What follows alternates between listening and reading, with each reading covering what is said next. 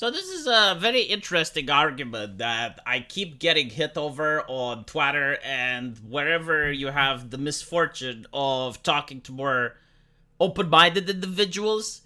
And they will say, why are you complaining about video games? Can't you see that they are $350 billion in annual revenues? So you should shut up. All your criticism is bad. These companies know what they're doing, and they're doing the good thing. Now, I don't know whether or not this is true. I assume that it is. Maybe gaming is nearing $350 billion annual revenue. But what's interesting is that the people who defend this usually happen to be like some variety of capitalism bad. And when you have individuals that are trying to influence capitalism and say that they're not okay with this and they want something else, it's the same people going like, well, shut up, like let the company make its money. And if you look at the video gaming industry, you'll notice that most of it has money coming not from PC gaming but from mobile gaming. So I actually had this conversation, as I mentioned before, with an employee of Blizzard. He's an ex-employee now. But I was asking him, like, why don't you guys make an interesting first-person shooter in the world of StarCraft? Very similar to what you guys wanted to do with StarCraft Ghost. And, you know, I gave him some really cool ideas, and he said, yeah, I mean, we could do that, and it would be great, or we can just make a StarCraft-themed pinball and sell it into China, and we can make the same amount of cash. And I think, like, that is where the issue is. Like, most of these gaming companies do not have passion anymore. They do not do it to create a brand. They do not do it for the art form. They only do it in order to make money. So this is why you're going to see a lot of effort put into the marketplace. You're going to see a lot of effort placed on DLC and various other things. I mean, I pointed out how in Diablo 4, Lilith looks abysmal. But then they put on a $40 bundle with a character of Lilith that appeals to the male gaze, knowing that that is what sells. So they make the character ugly on purpose in the base game, and then they sell you something that looks good for $40, which is the price of what an old expansion used to be. I mean, it's just what they would consider, well, it's smart marketing. And I guess, you know, like you can say it's smart marketing, but this year, the video game industry noticed a crash.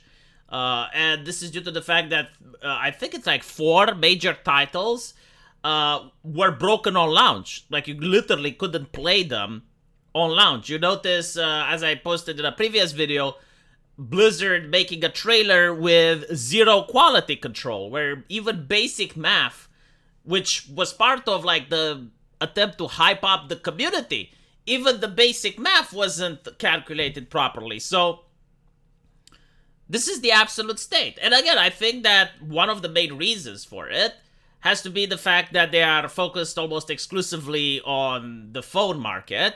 Diablo Immortal was actually very successful on the phones.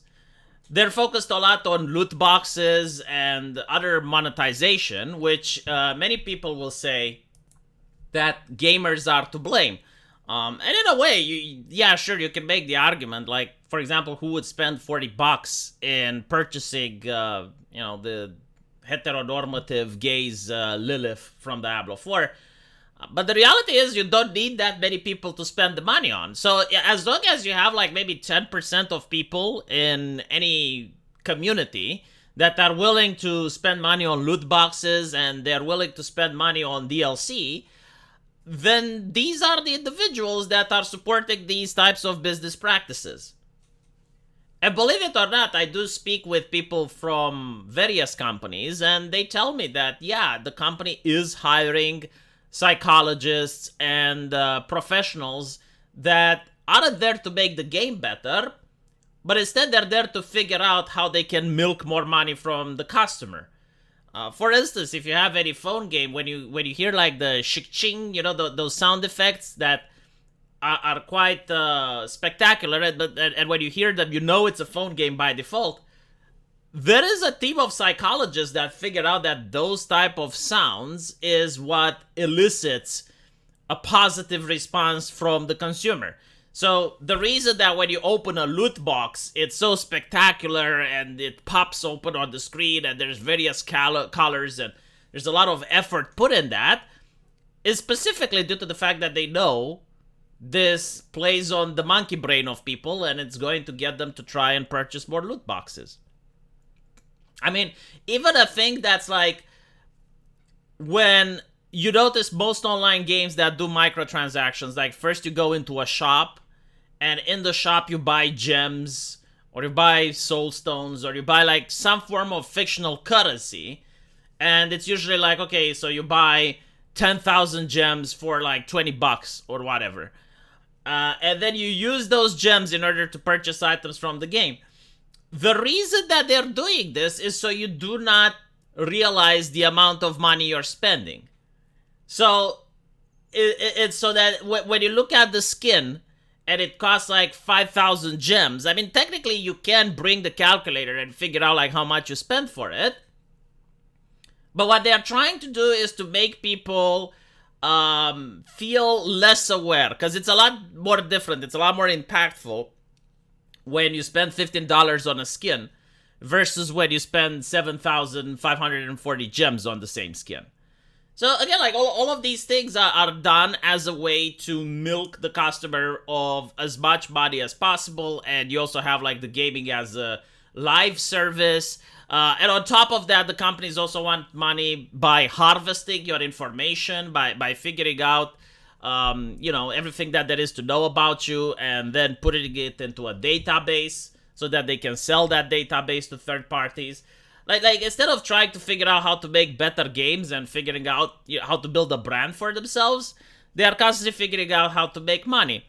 And gaming as an art form cannot survive like this. There is no more gaming as an art form. It's just commercialism. So I guess like buying the Mickey Mouse keychain, buying the Minnie Mouse t-shirt, but it's not enjoying the magic of Disney anymore. It's just like a thing that you spend money.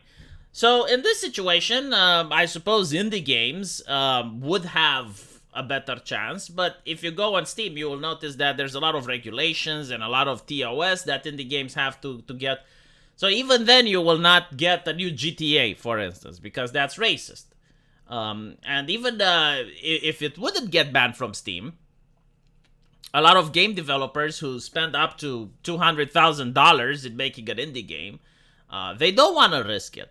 So they start self-censoring, and the self-censorship is insane when you talk with other game developers, and you can't really blame them because, again, they're investing like hundreds of thousands of dollars from their own pockets, and creating something that can get banned or get them into trouble is not something that is financially stable for them, especially when they put a mortgage on their house. So anyway, right, let me know what you guys think, and as usual, I will see you in the comment section. Take care.